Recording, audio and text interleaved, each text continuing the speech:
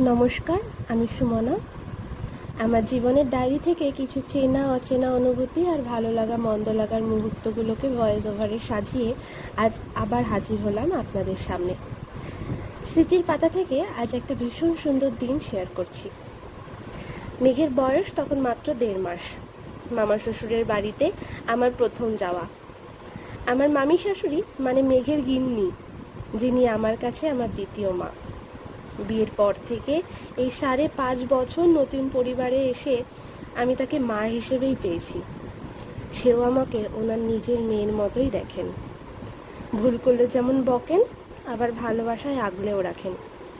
ওনার মেয়ে মেঘের মিষ্টি পিম্মি, আর ওনার ছেলে মেঘের কুট্টি কাকাই।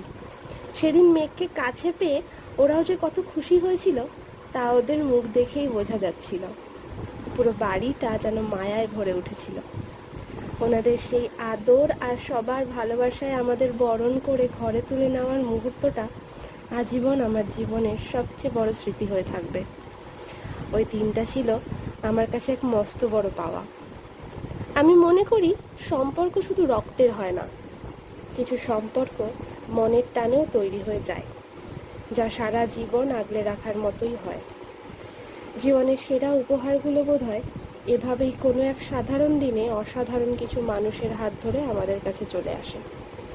আজ আমার এই খুশির মুহূর্তটাকে আপনাদের সাথে ভাগ করে নিলাম। আমার এই ছোট্ট অনুভূতি আপনাদের মন ছুঁতে পারলো কি না কমেন্ট করে অবশ্যই জানাবেন।